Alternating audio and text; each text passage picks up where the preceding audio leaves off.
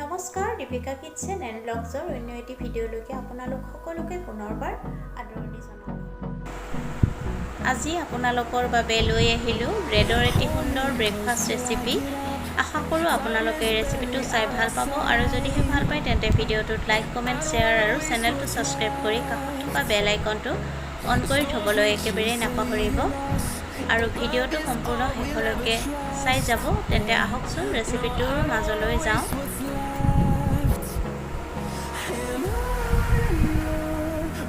ব্ৰেডৰ ৰেচিপিটোৰ বাবে ব্ৰেড কেইখন গ্লাছৰ সহায়ত বা কুকি কাটাৰেৰে কাটি ল'ব।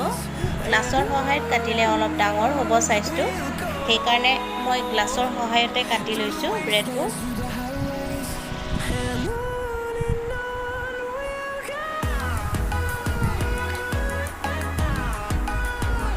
এতিয়া তাত বনাই লোৱা মেগী দি দিব লাগিব। মেগীখিনি অকল মেগী আৰু মেগী মছলা দি বনোৱা হৈছে, বিশেষ একো দিয়া নাই।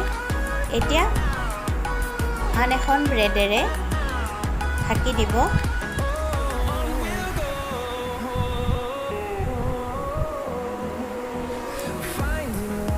ঠিক তেনেকৈ বাকীকেইখনো ৰেডি কৰি ল'ব।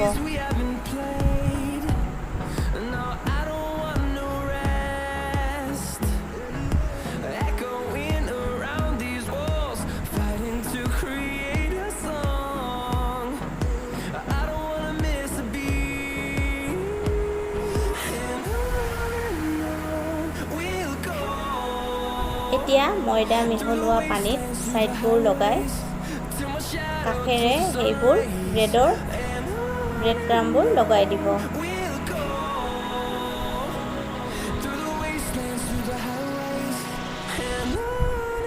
টাৱা এখন গৰম হ'বলৈ দিব আৰু গৰম হ'লে বাটাৰ দি দিব আৰু এতিয়া বনাই লোৱা ব্ৰেডৰ পিচটো দুইটা পিঠি ইলুটি শিলুটি কৰি ৰঙচুৱাকৈ ভাজি ল'ব।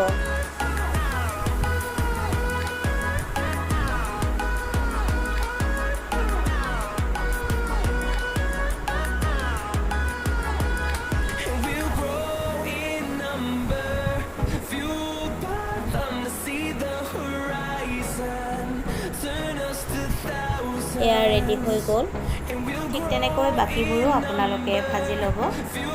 মোৰ এই ৰেচিপিটো চাই যদিহে আপোনালোকৰ ভাল লাগিছে তেন্তে ভিডিঅ'টোত লাইক কমেণ্ট শ্বেয়াৰ আৰু চেনেলটো ছাবস্ক্ৰাইব কৰি কাষত থকা বেল আইকনটো অন কৰি ৰাখিবলৈ একেবাৰে নাপাহৰিব। পুনৰ উপস্থিত হ'ম আন এটি ভিডিঅ'ৰ